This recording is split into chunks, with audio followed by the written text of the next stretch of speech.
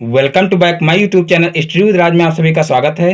दोस्तों, आज के इस वीडियो में मैं आप लोगों को बताऊंगा प्राकृतिक संख्याएं, पूर्ण संख्याएं, पूर्णांक संख्याएं, परिमेय संख्याएं, अपरिमेय संख्याएं, इसमें से किस टाइप के क्वेश्चन पूछे जाते हैं और आपको इनको कैसे हल करना है और आपको कहां कहां पर प्रॉब्लम आ सकती है, यह सारा कुछ इस वीडियो में मैं आप लोगों को क्लियर कराऊंगा। तो इसके लिए मेरे वीडियो को एंड तक देखिए और यदि वीडियो पसंद आए तो वीडियो को लाइक करें और ये चैनल पर नए हैं तो चैनल को सब्सक्राइब करें।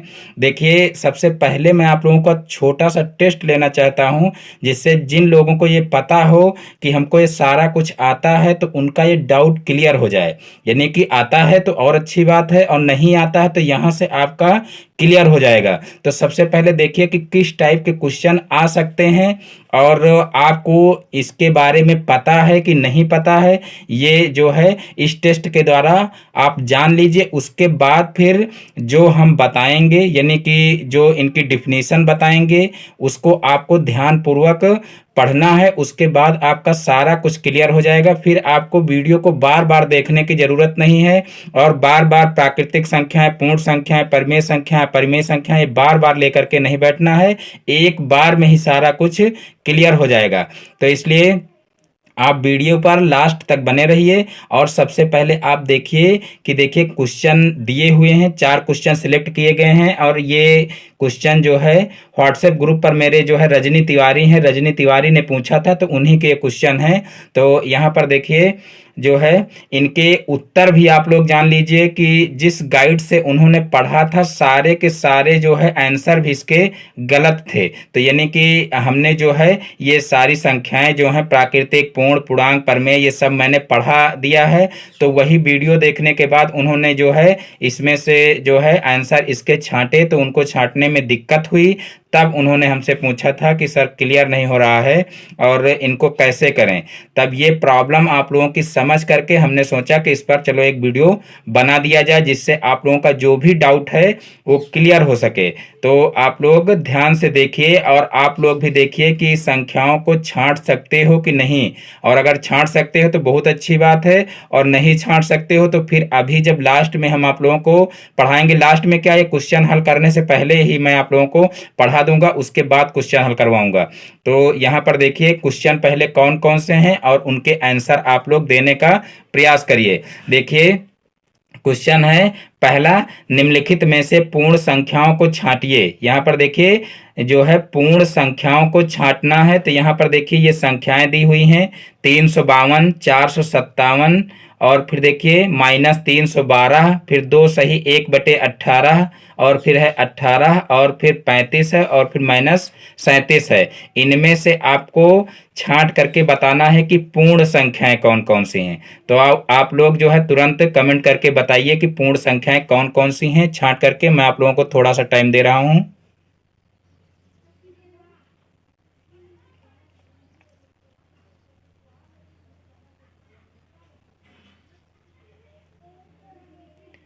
ठीक है, नेक्स्ट क्वेश्चन देखिए।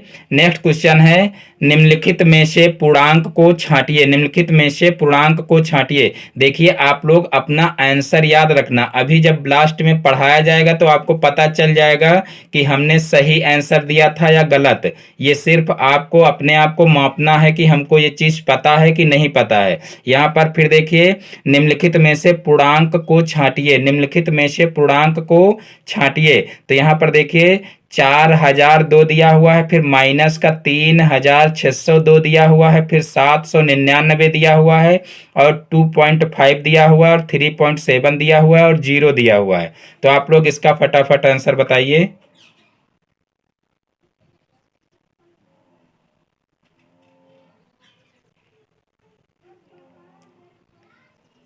तो चलिए यहाँ पर देखिए, आप लोग आंसर भी इसी समय जान लो, क्योंकि यहाँ से फिर बाद में आप लोगों को कमेंट दोबारा देखने के लिए ऊपर जाना पड़ेगा। तो आंसर देखिए, अपने अपने आंसर मिलाइए। यहाँ पर देखिए जो है पूर्णांक संख्याएं कहा गया है, तो पूर्णांक इसमें से देखिए कौन सी हो जाएगी, कौन कौन सी संख्याएं हो जाएंगी। तो देखिए 4002 हो जाएगा और माइनस का 3602 हो जाएगा और 799 हो जाएगा और 0 हो जाएगा। ये हो जाएंगी पूर्णांक संख्याएं। और फिर देखिए नेक्स्ट क्वेश्चन है, निम्नलिखित में से परिमेय संख्याएं बताइए। इससे पहले मैं आप लोगों को क्वेश्चन फर्स्ट का भी आंसर बता दे रहा हूं। देखिए क्वेश्चन फर्स्ट जो था उसका आंसर हो जाएगा, देखिए इसमें जो है पूर्ण संख्याएं छांटने के लिए कहा गया था।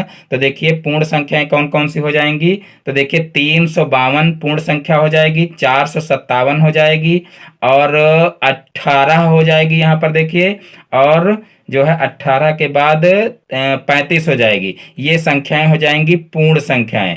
तो ये फर्स्ट और सेकंड हो गया है। अब थर्ड क्वेश्चन देखिए, थर्ड क्वेश्चन है निम्नलिखित में से परिमेय संख्याएं बताइए। तो देखिए √3 है, फिर √2 है, 7 है, 0 है, 3.5 है, 2.333 ये है। तो इसमें आप लोग बताइए कि परिमेय संख्याएं कौन सी हैं।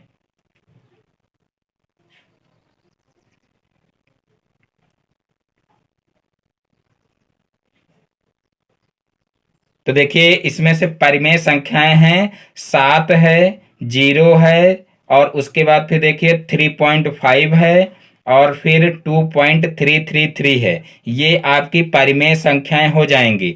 और अभी जो है इन सभी संख्याओं को मैं क्लियर करूंगा कि कैसे होंगी, यानी कि यहाँ से इसका आंसर पूरा नहीं होता है, इसका आप लोगों को पता भी होना चाहिए कि ये संख्याएं कैसे परिमेय संख्याएं होंगी, तभी आप लोगों का डाउट क्लियर होगा।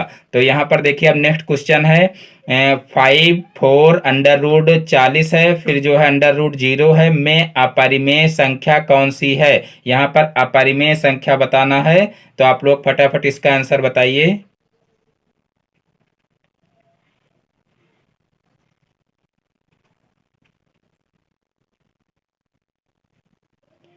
तो देखिए इसका जो √40 है ये आंसर सही हो जाएगा, यानी कि अपरिमेय संख्याएं कहा गया है। तो अपरिमेय संख्याएं कौन सी हो जाएंगी, तो इसमें से देखिए √40 जो है वो अपरिमेय संख्या हो जाएगी, क्योंकि इसका जो है वर्गमूल नहीं निकलेगा। अगर वर्गमूल निकल आता तो जो है ये परिमेय संख्या हो जाती है, और इसका वर्गमूल नहीं निकलेगा, इसलिए क्या हो जाएगी, अपरिमेय संख्या हो जाएगी।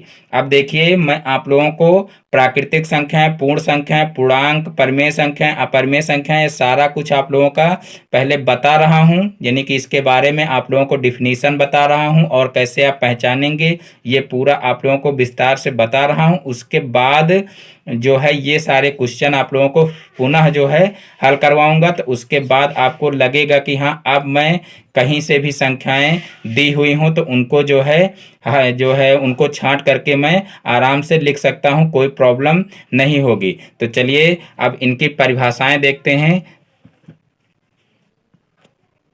चलिए देखते हैं। देखिए सबसे पहले मैं आप लोगों को बेसिक से बता रहा हूं कि सबसे पहले आपको जानने की जरूरत है कि संख्या किसे कहते हैं। देखिए इसको आप लोग हल्के में ना लेना, क्योंकि जो है संख्या की परिभाषा, संख्यांक की परिभाषा, और प्राकृतिक संख्याओं की परिभाषा, पूर्ण संख्याओं की परिभाषा, ये सारा कुछ आपके कोर्स में है, और आपको सीधे से जो है इसकी परिभाषा ही पूछा जा सकता है। तो इसलिए आप लोग ध्यान से सुनिए और इसकी परिभाषा जो है एकदम से क्लियर याद करने की कोशिश करिए। कहने का मतलब ये चीज़ है कि परिभाषा में बहुत ज़्यादा कुछ चेंज नहीं किया जा सकता है, एक दो शब्द इधर उधर जो है किए जा सकते हैं, बाकी बहुत ज़्यादा चेंज नहीं किया जा सकता है। इसलिए परिभाषा जो है वो आप लोगों को एकदम क्लियर रटी होनी चाहिए। तो यहाँ पर सबसे पहले आप लोगों को बता दे रहे हैं संख्या की परिभाषा क्या होगी। तो देखिए संख्या की परिभाषा आप लोग क्लियर सुन लीजिए कि कितनी वस्तुएं हैं का बोध जिससे होता है उसे क्या कहते हैं, संख्या कहते हैं। बहुत ही ध्यान पूर्वक सुनना, कितनी संख्याएं हैं का बोध जिससे होता है उसे क्या कहते हैं, संख्या कहते हैं। जैसे कोई भी वस्तुएं आप अगर देखोगे तो कोई अगर आपसे पूछ रहा है कि ये वस्तुएं कितनी हैं, तो आपने कहा ये 5 हैं, तो 5 क्या है, 5 है संख्या। अब बात करते हैं कि फिर संख्यांक किसे कहते हैं।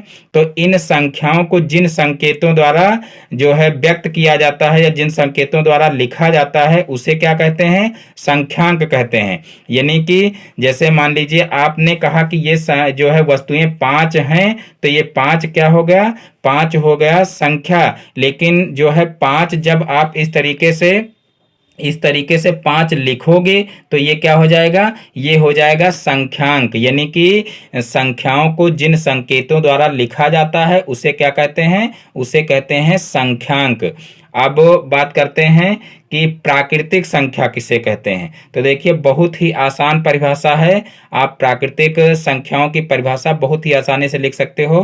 तो देखिए क्या होगी इसकी परिभाषा कि जिन संख्याओं का गिनने में प्रयोग किया जाता है, जिन संख्याओं का गिनने में प्रयोग किया जाता है प्राकृतिक संख्याएं कहलाती हैं। देखिए एक बार ध्यान पूर्वक वीडियो देख लीजिए, फिर आपको बार बार कहीं से भी वीडियो देखने की जरूरत नहीं पड़ेगी। आप सारी संख्याएं आराम से पहचान सकते हो और सारी परिभाषाएं आपको अच्छे से याद हो जाएंगी। तो देखिए प्राकृतिक संख्याओं की परिभाषा क्या हो जाएगी, जिन संख्याओं को गिनने में प्रयोग किया जाता है वह प्राकृतिक संख्याएं कहलाती हैं। देखिए प्राकृतिक संख्याओं को इंग्लिश में नेचुरल नंबर कहते हैं, इसलिए जो है इसको कैपिटल एन से प्रदर्शित करते हैं। इस तरीके से कैपिटल एन से प्रदर्शित करते हैं।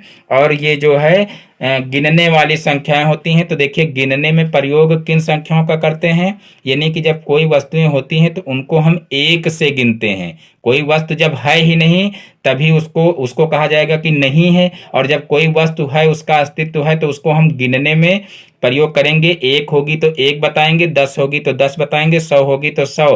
तो इस प्रकार से गिनना हम कहाँ से शुरू करते हैं, एक से शुरू करते हैं, जीरो से नहीं गिना जाता है। तो देखिए प्राकृतिक संख्याओं की परिभाषा हो जाएगी कि जिन संख्याओं का गिनने में प्रयोग किया जाता है वह प्राकृतिक संख्याएं कहलाती हैं। इसलिए यहाँ पर देखिए इनकी शुरुआत एक से होती है। तो यहाँ पर 1 2 3 और फिर डॉट डॉट डॉट ये होता है अनंत तक, यानी कि अनंत तक प्राकृतिक संख्याएं होती हैं। ये आप लोगों को ध्यान रखना है कि प्राकृतिक संख्याएं एक से शुरू होकर के अनंत तक होती हैं, लेकिन सारी संख्याएं जो है पूर्ण संख्या होती हैं, यानी कि पूरी पूरी संख्याएं होती हैं। इसमें आधी संख्या नहीं होती है और जो है कोई भी संख्या माइनस की नहीं होती है। यहाँ पर सारी संख्याएं प्लस की होती हैं। ये इतना आप लोगों को याद रखना है।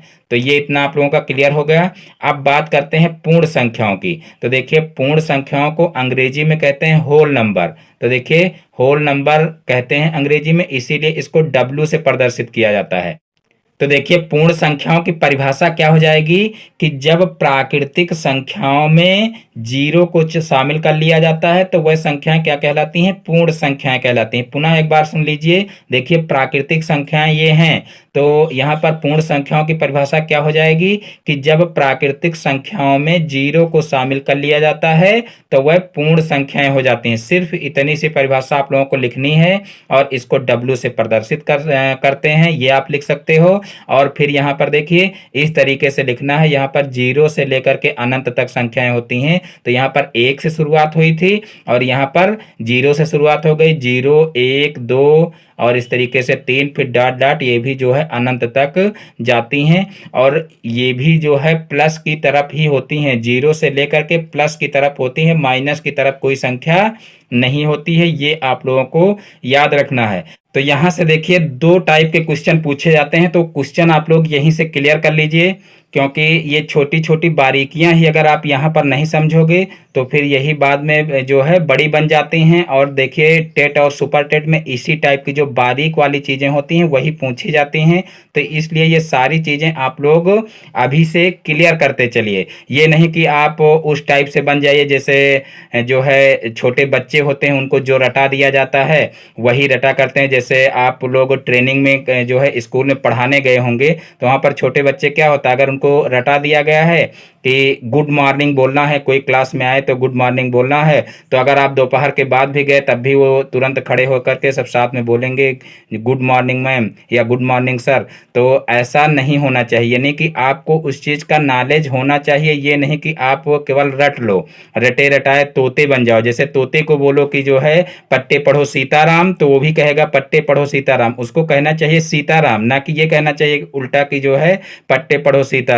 तो जो आपको रटाया जाता है तो रटंत विद्या जो है उसी टाइप से होती है कि जो आपको रटाया जाता है वो उसी टाइप में रटे रहते हो। अगर वो दिमाग से उतर गया तो उसका काम खत्म, लेकिन जब आप अच्छे से समझ लोगे तो हमेशा आपके दिमाग में वो चीज़ रहेगी और हमेशा जो है वो चीज़ काम आएगी। इसीलिए जो है जो सरकारी स्कूल के स्टूडेंट होते हैं वो पढ़ने में तेज होते हैं। क्यों तेज होते हैं? क्योंकि जो प्राइवेट स्कूल के स्टूडेंट होते हैं वो जो है टीचर के सहारे रहते हैं। वो सोचते हैं कि वो तो हमको जो है मार मार करके रटाएंगे ही, या वो तो हमको जो है ज़बरदस्ती पढ़ाएंगे ही। लेकिन जो सरकारी स्कूल के स्टूडेंट होते हैं, वो जो पढ़ने वाले स्टूडेंट होते हैं, वो ये सोचते हैं कि हमको यहाँ से जो है अच्छी विद्या नहीं मिलने वाली, यहाँ पर टीचर अच्छा पढ़ाते नहीं हैं, तो हमको जो थोड़ा बहुत पढ़ाते हैं उसी को जो है अच्छे से समझ करके तैयार करना है। और तभी जो है जब वो समझ समझ करके वही चीज़, जो थोड़ी चीज़ पढ़ते हैं लेकिन समझ करके पढ़ते हैं, तो उनका वही जो है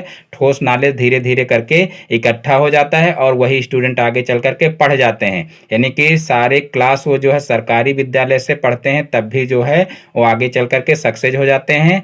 और जो स्टूडेंट प्राइवेट पढ़ते हैं वो सक्सेस नहीं हो पाते हैं। तो इसलिए आप लोग छोटी छोटी बारीकियों को पकड़िए और जो है ठोस नॉलेज इकट्ठा करिए। कहने का मतलब हर जगह से जो ये कन्फ्यूजन वाली स्थिति रहती है, वो कन्फ्यूजन वाली स्थिति कहीं से रहने ना पाए, तब आप जो है आगे चल करके अच्छे से पढ़ पाओगे। और जब हर जगह पर कन्फ्यूजन रहती है तो कोई भी चीज़ क्लियर नहीं हो पाती है। यानी कि आपको नॉलेज चाहे कम हो, लेकिन जितना नॉलेज हो उतना ठोस होना चाहिए। यानी कि किसी से अगर आप बहस करने लगें तो उस बहस में आपको ये पूर्ण विश्वास होना चाहिए कि जो है हमारा ही सही है आंसर, जो हम कह रहे हैं वही सही, ये आपको पूर्ण विश्वास होना चाहिए।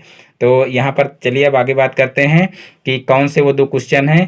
तो यहाँ पर देखिए प्राकृतिक संख्याएं, यहाँ पर प्राकृतिक संख्याएं और पूर्ण संख्याओं में से दो क्वेश्चन दो पूछे जाते हैं। एक ये कि क्या सभी प्राकृतिक संख्याएं पूर्ण संख्याएं हो सकती हैं? तो आपका आंसर रहेगा हाँ, क्योंकि यहाँ पर देखिए एक से शुरू होकर के अनंत तक प्राकृतिक संख्याएं होती हैं, और यहाँ पर पूर्ण संख्याएं भी देखिए एक से लेकर के अनंत तक होती हैं। तो इसलिए यहाँ पर जो है सभी प्राकृतिक संख्याएं पूर्ण संख्याएं हो सकती हैं। यहाँ पर देखिए सिर्फ 0 एक्स्ट्रा ही तो लिखा है, लेकिन जितनी भी प्राकृतिक संख्याएं हैं वो इसमें शामिल हैं, इसलिए सभी प्राकृतिक संख्याएं पूर्ण संख्याएं हो सकती हैं। लेकिन यही क्वेश्चन इस टाइप में भी पूछ लिया जाता है कि क्या सभी पूर्ण संख्याएं प्राकृतिक संख्याएं हो सकती हैं? तब आपका आंसर रहेगा नहीं, क्योंकि 0 एक ऐसी पूर्ण संख्या है जो प्राकृतिक संख्या में शामिल नहीं है। बाकी सारी संख्याएं तो प्राकृतिक संख्या में शामिल हैं, लेकिन 0 एक ऐसी पूर्ण संख्या है जो प्राकृतिक संख्या में शामिल नहीं है। इसलिए जो है क्या हो जाएगा, जो है सभी पूर्ण संख्याएं प्राकृतिक संख्याएं नहीं हो सकती हैं, लेकिन सभी प्राकृतिक संख्याएं पूर्ण संख्याएं हो सकती हैं। इतना आप लोगों का क्लियर हो गया। अब बात करते हैं पूर्णांक संख्याएं। तो देखिए पूर्णांक संख्याओं और पूर्ण संख्याओं में काफ़ी स्टूडेंट का काफ़ी कंफ्यूजन रहता है कि यहाँ पर वो पूर्ण संख्याएं और पूर्णांक संख्याओं को एक ही समझते हैं। तो यहाँ पर ये डाउट क्लियर कर लीजिए कि दोनों संख्याएं पूर्ण संख्याएं नहीं होती हैं। देखिए इस टाइप के क्वेश्चन जब यहाँ पर हम पढ़ाते हैं तो आप लोगों को सब कुछ समझ में आ जाता है, लेकिन इसी से संबंधित आप लोग क्वेश्चन पूछते हो तो वहाँ पर ये लगता है कि आप लोगों को कुछ आता ही नहीं है। तब वहाँ पर आप कहते हो ये सर कैसे होगा, ये हमारी समझ में नहीं आ रहा। तो यहाँ पर एक बार बेसिक पढ़ाया जा रहा है, इसको अच्छे से पढ़ लीजिए, फिर आपको पूछने की ज़रूरत ना पड़े। इस हिसाब से आप यहाँ पर जो है पढ़िए, और अगर कोई प्रॉब्लम हो तो इसी टाइम बताइए कि ये प्रॉब्लम यहाँ से हो रही है। तो यहाँ पर देखिए अब पूर्ण संख्याएं प्राकृतिक संख्याएं क्लियर हो गया। अब पूर्णांक संख्याएं, तो देखिए पूर्णांक संख्याएं जो होती हैं उनको इंटीगर्स बोलते हैं। तो देखिए इंटीगर्स, तो देखिए इंटीगर्स को आई से प्रदर्शित करते हैं, कैपिटल आई से। और जो है पूर्णांक संख्याएं ये होती हैं, और पूर्णांक संख्याएं कहते किसे हैं इसकी परिभाषा आप लोग जान लीजिए। तो देखिए इसकी परिभाषा होती है, यानी कि एक दूसरे से ये देखिए रिलेटेड है, यानी कि एक दूसरे से रिलेट करती हैं ये परिभाषाएं। ये आप लोगों को पता होना चाहिए कि सीरियल से परिभाषाएं आपको अगर याद हैं तो आप कभी भूलोगे नहीं। देखिए जिन संख्याओं का गिनने में प्रयोग किया जाता है वह क्या कहलाती हैं? प्राकृतिक संख्याएं कहलाती हैं। फिर देखिए पूर्ण संख्याओं का क्या हो जाएगा, जब प्राकृतिक संख्याओं में 0 को शामिल कर लिया जाता है तो वह पूर्ण संख्याएं कहलाती हैं। अब बात करते हैं पूर्णांक संख्याएं। तो देखिए पूर्णांक संख्याएं कौन सी होती हैं? तो सभी पूर्ण संख्याएं। तो देखिए 0 से लेकर के अनंत तक सभी पूर्ण संख्याएं हो गई। सभी पूर्ण संख्याएं तथा ऋणात्मक संख्याएं क्या कहलाती हैं? इंटीगर्स कहलाती हैं। तो यहाँ पर देखिए सभी पूर्ण संख्याएं ये हो गई, और ऋणात्मक संख्या यानी कि जितनी भी ऋणात्मक संख्याएं होती हैं वह सब क्या कहलाती हैं? पूर्णांक कहलाती हैं। तो यहाँ पर देखिए इसको आई से प्रदर्शित करते हैं, और इस तरीके से यहाँ पर इसको लिखेंगे। जैसे मान लीजिए जीरो है, जीरो ना तो धनात्मक पूर्णांक है और ना तो ऋणात्मक पूर्णांक है। इससे भी एक क्वेश्चन बनता है, क्योंकि देखिए जीरो भी इसमें शामिल किया शामिल किया जाता है, क्योंकि यहाँ पर परिभाषा में भी आप लोगों को बता चुके हैं कि सभी पूर्ण संख्याएं तथा ऋणात्मक संख्याएं पूर्णांक होते हैं। तो देखिए पूर्ण संख्याएं जो होती हैं वो जीरो से शुरू होती हैं, तो यहाँ पर जीरो भी इसमें आएगा। और फिर देखिए जीरो के बाद एक, दो, तीन, इस तरीके से डॉट डॉट ये अनंत तक संख्याएं जाएंगी। और इधर जब माइनस की तरफ चलेंगे तो देखिए माइनस की तरफ क्या होगा, यहाँ पर माइनस का 1 हो जाएगा और फिर माइनस का 2 हो जाएगा। इस तरीके से डॉट डॉट करके इधर ही भी ये जो है माइनस की तरफ भी ये अनंत तक जाएंगी। तो इस प्रकार से ये हो जाएंगे इंटीगर्स। तो इंटीगर्स आप लोगों की समझ में आ गया होगा। पूर्णांक संख्याएं यानी कि सभी पूर्ण संख्याएं तथा ऋणात्मक संख्याएं क्या कहलाती हैं, पूर्णांक कहलाती हैं। अब अगर किसी को डाउट हो तो अभी आप लोग बता सकते हो, फिलहाल हमको तो नहीं लगता आप लोगों को कोई डाउट होना चाहिए। देखिए सभी धनात्मक संख्याएं और जीरो और ऋणात्मक संख्याएं ये सब मिलकर के क्या बनाती हैं, पूर्णांक संख्याएं कहलाती हैं। और जो है इसकी परिभाषा लेकिन अगर लिखना हो तो क्या लिखेंगे कि सभी पूर्ण संख्याएं तथा ऋणात्मक संख्याएं क्या कहलाती हैं, पूर्णांक कहलाती हैं। अब बात करते हैं परिमेय संख्याओं की। तो देखिए परिमेय संख्याएं ऐसी संख्याएं जिनको P अपान Q के रूप में जो है लिखा जा सके वह क्या कहलाती हैं, वह परिमेय संख्याएं कहलाती हैं। P अपान Q का मतलब जो है भिन्न के रूप में उनको लिखा जा सके तो वह क्या कहलाती हैं, परिमेय संख्याएं कहलाती हैं। यहाँ पर Q is not equal to zero होना चाहिए, यानी कि कभी भी हर में जो है जीरो नहीं होना चाहिए। ये आप लोगों को विशेष रूप से ध्यान रखना है। तो देखिए अपरिमेय संख्याओं की परिभाषा क्या हो जाएगी, तो देखिए अपरिमेय संख्याओं की परिभाषा हो जाएगी कि ऐसी संख्याएं जो P अपान Q के रूप में ना हो, ऐसी संख्याएं जो P अपान Q के रूप में ना हो वह क्या कहलाती हैं, अपरिमेय संख्याएं कहलाती हैं। इतना आपको याद रखना है। और जो भी डाउट है अभी जब आप लोगों को क्वेश्चन बताएंगे तो उसमें आप लोगों का क्लियर हो जाएगा। तो चलिए देखते हैं अब पहला क्वेश्चन। तो देखिए पहला क्वेश्चन है, निम्नलिखित में से पूर्ण संख्याओं को छांटिए। निम्नलिखित में से पूर्ण संख्याओं को छांटिए। तो देखिए पहली संख्या दिया हुआ है 352, फिर दूसरी संख्या दिया हुआ है 457, फिर देखिए है माइनस का 312, फिर 2 सहित 1/18 और फिर 18 और फिर 35 और फिर 37 है। इसमें क्या करना है, पूर्ण संख्याओं को छांटना है। तो देखिए पूर्ण संख्याओं की परिभाषा आप लोगों को बता चुके हैं कि जब प्राकृतिक संख्याओं में जीरो को शामिल कर लिया जाता है तो वह पूर्ण संख्याएं बन जाती हैं। तो देखिए प्राकृतिक संख्याएं एक से लेकर के अनंत तक होती हैं और पूर्ण संख्याएं क्या होती हैं, इसी में जब जीरो को शामिल कर लिया जाता है तो वह पूर्ण संख्याएं बन जाती हैं। तो यहाँ पर देखिए पूर्ण संख्याएं कौन कौन सी होंगी, तो ये आप लोग जान लीजिए। यहाँ पर देखिए पूर्ण संख्याएं लिख लीजिए कौन कौन सी होंगी। तो देखिए 352 हो जाएगा और फिर देखिए 457 हो जाएगा और फिर यहाँ पर देखिए माइनस का 312 नहीं होगा क्योंकि ये पूर्णांक संख्या हो जाएगी, क्योंकि माइनस में है और पूर्ण संख्याएं माइनस में नहीं होती हैं। फिर यहाँ पर देखिए 18 दूना 36, 1 37, 37/18 हो जाएगा। तो ये एक परिमेय संख्या हो जाएगी। यहाँ पर ये पूर्ण संख्या नहीं होगी क्योंकि पूर्ण संख्या देखिए बटे में नहीं होती हैं। फिर यहाँ पर देखिए 18 हो जाएगा और फिर 35 हो जाएगा और फिर यहाँ पर 37 है, 37 नहीं होगा क्योंकि ये माइनस में है। तो माइनस वाली संख्या पूर्ण संख्याएं नहीं होती हैं।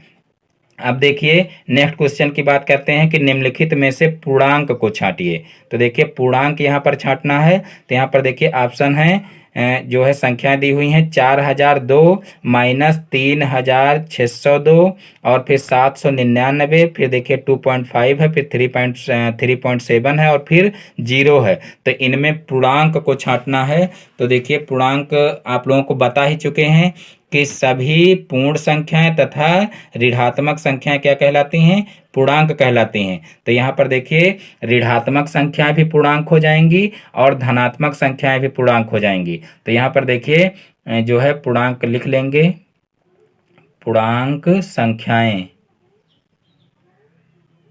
पूर्णांक संख्याएं। तो देखिए पूर्णांक संख्याएं कौन कौन सी होंगी, तो यहाँ पर देखिए 4002 हो जाएगा और उसके बाद फिर माइनस का 3602 हो जाएगा, और फिर यहाँ पर देखिए 799 हो जाएगा, और फिर जो है जीरो हो जाएगा। देखिए ये पॉइंट में संख्याएं दी हुई हैं, इसलिए ये पॉइंट में जो संख्याएं हैं ये पूर्णांक नहीं होंगी, क्योंकि यहाँ पर पॉइंट हटाओगे तो बटे में 10 हो जाएगा, यानी कि पूरी पूरी संख्या ये नहीं आएगी। ये एक क्या हो जाएगी, ये एक परिमेय संख्या हो जाएगी, यानी कि बटे में संख्या आ जाएगी भिन्न के रूप में, तो ये एक परिमेय संख्या हो जाएगी, ये एक पूर्ण संख्या या पूर्णांक संख्या नहीं होगी। तो यहाँ पर देखिए यही जो है सही हो जाएगा। देखिए जिस बुक से क्वेश्चन लिए गए हैं उस बुक में सारे के सारे जो है क्वेश्चन गलत हैं, यानी कि इनके जो आंसर दिए हुए हैं वो सारे गलत हैं। तो यहाँ से आप लोग क्लियर कर लीजिए। और उसके बाद फिर देखिए अब नेक्स्ट क्वेश्चन देखते हैं।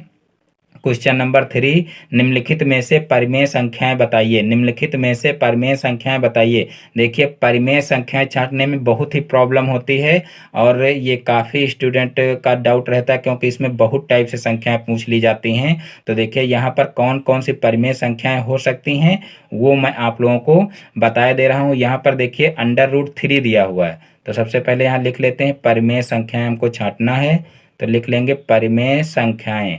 तो देखिए यहाँ पर सबसे पहले दिया हुआ है √3, तो देखिए √3 परिमेय संख्या नहीं हो सकती, क्योंकि इसका रूट नहीं निकलेगा, यानी कि इसका वर्गमूल जो है नहीं निकलेगा। तो ऐसी ही संख्याएं परिमेय संख्याएं हो सकती हैं जिनका रूट निकल आए। तो यहाँ पर देखिए इनका रूट जो है निकलेगा नहीं, यानी कि इनका वर्गमूल निकलेगा नहीं, इसलिए जो है √3 जो है ये परिमेय संख्या नहीं होगा। इसी टाइप से फिर √3 भी जो है ये परिमेय संख्या नहीं होगा, क्योंकि इसका भी वर्गमूल नहीं निकलेगा। फिर देखिए 7 को परिमेय संख्या कहा जा सकता है, क्योंकि 7 को 7/1 लिखा जा सकता है, यानी कि जितनी भी जो पूर्ण संख्याएं होती हैं, कह लीजिए जितनी भी पूर्ण संख्याएं होती हैं और जितनी भी प्राकृतिक संख्याएं होती हैं वो सभी परिमेय संख्याएं होती हैं। जितनी भी प्राकृतिक संख्याएं होती हैं और जितनी भी पूर्ण संख्याएं होती हैं, यानी कि कहने का मतलब प्राकृतिक संख्याएं पूर्ण संख्याएं होती हैं, केवल जीरो को शामिल किया जाता है उसमें।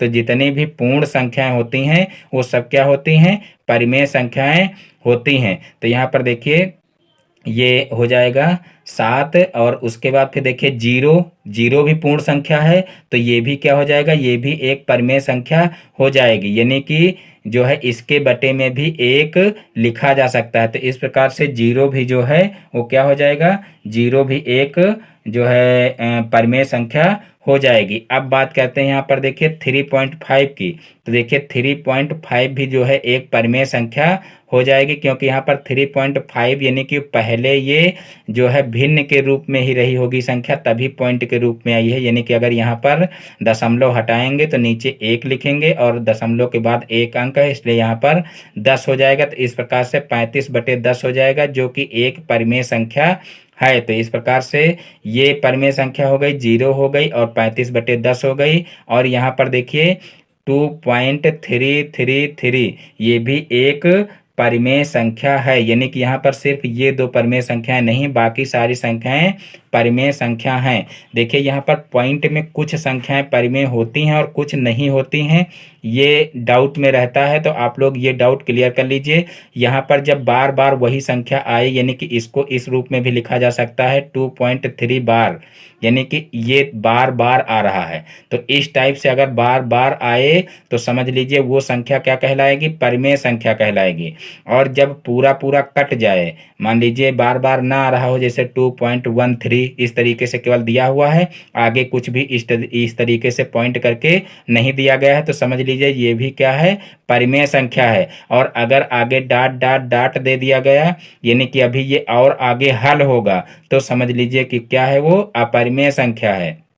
तो जब यहाँ पर बार लगा हो तब वो परिमेय संख्या हो जाएगी, और जब यहाँ पर देखिए जो है इस तरीके से डाट डाट डाट दिया हो तो समझ लीजिए कि वो परिमेय संख्या नहीं होगी। और एक तरीके से आ जाता है जैसे 2.3 फिर 10 फिर 100 इस तरीके से, फिर जो है 100 3 बार हो जाए, इस तरीके से आगे बढ़ता रहे, तब भी ये क्या होगा, ये अपरिमेय संख्या होगी, ये परिमेय संख्या नहीं होगी। तो यहाँ पर सिर्फ जो है जिनका वर्गमूल निकल आए वह जो है क्या होंगी, वह संख्याएं परिमेय संख्याएं होंगी और जो है सभी पूर्ण संख्याएं परिमेय संख्याएं होंगी 0 से लेकर के अनंत तक, और पॉइंट में ऐसी संख्याएं जो पूरी पूरी दी हुई हों, यानी कि यहाँ पर और आगे डॉट डॉट ना लगा हो, जैसे 3.5 लिखा हुआ है तो ये पूरी संख्या समझ लीजिए कट गई है, तो यहाँ पर ऐसी संख्या परिमेय संख्याएं कहलाएंगी। और जैसे ये संख्या दी हुई है यानी कि ऊपर बार लगा हो या तो 3 3 3 इस तरीके से कई बार लिखा हो, तो वह संख्या यानी कि बार बार 3 ही आ रहा हो या बार बार जो संख्या आ रही वही रिपीट हो रही हो, तो वह भी संख्या परिमेय संख्याएं कहलाएंगी। और जो है इस टाइप की संख्याएं, जैसे यहाँ पर एक बार 0 आया, फिर एक बार डबल 0 आया, फिर एक बार ट्रिपल 0, इस तरीके से बढ़ता रहेगा, तो ये भी अपरिमेय संख्याएं कहलाएंगी। तो इस प्रकार से आप अपरिमेय संख्याओं को छांट सकते हो। अब यहाँ पर नेक्स्ट क्वेश्चन देखते हैं, क्वेश्चन नंबर 4। देखिए यहाँ पर दिया हुआ 5 4 और फिर √40 है और √0 में अपरिमेय संख्या कौन सी है। तो देखिए इसमें अपरिमेय संख्या छांटना है, तो अपरिमेय संख्याएं कौन सी होती हैं, जिनको P/Q के रूप में ना लिखा जा सके, जिनको P/Q के रूप में ना हो, ऐसी संख्याएं जो P/Q के रूप में ना हो तो वह क्या कहलाती हैं, अपरिमेय संख्याएं कहलाती हैं। जैसे देखिए यहाँ पर ये जो है √40 का वर्गमूल नहीं निकलेगा, जब वर्गमूल इसका निकल आता तो वह संख्या क्या कहलाती, वह संख्या परिमेय संख्या कहलाती। यहाँ पर जैसे इसके बटे में 1 लिखा जा सकता है, इसके भी बटे में 1 लिखा जा सकता है, तो ये सब क्या हो जाएंगी, ये परिमेय संख्याएं हो जाएंगी। और यहाँ पर देखिए 0 को चाहे जिस संख्या में गुणा करो और चाहे उसका रूट निकालो, चाहे उसका स्क्वायर निकालो, कुछ भी करने पर उसका मान 0 ही रहता है। और जब इसका मान 0 ही रहेगा तो यहाँ पर इसके भी बटे में 1 लिख सकते हैं, इसलिए ये भी क्या हो जाएगी, ये भी एक परिमेय संख्या हो जाएगी। तो यहाँ पर अपरिमेय के अंतर्गत कौन कौन सी संख्याएं आएंगी, तो अपरिमेय के अंतर्गत सिर्फ यहाँ पर जो है √40 आएगा, तो यही इसका जो है क्या हो जाएगा, यही इसका आंसर हो जाएगा। तो इस प्रकार से परिमेय संख्याएं, अपरिमेय संख्याएं, पूर्णांक और जो है प्राकृतिक संख्याएं, इन सभी को जो है आसानी से आप लोग कहीं से भी छांट सकते हो। तो आज के वीडियो को यहीं पर समाप्त करते हैं। मैं उम्मीद करता हूं कि आज के सारे क्वेश्चन आप लोगों को बहुत ही अच्छे से समझ में आ गए होंगे। दोस्तों यदि हमारा ये वीडियो पसंद आया हो तो वीडियो को लाइक करें, और इस चैनल पर नए हैं तो चैनल को सब्सक्राइब करें और बेल आइकन को प्रेस कर लें, जिससे हमारे आगे आने वाली वीडियो का नोटिफिकेशन आपके मोबाइल पर सबसे पहले पहुंचे। फिर मिलते हैं अपने नेक्स्ट वीडियो में एक नए टॉपिक के साथ में, तब तक के लिए जय हिंद, वंदे मातरम।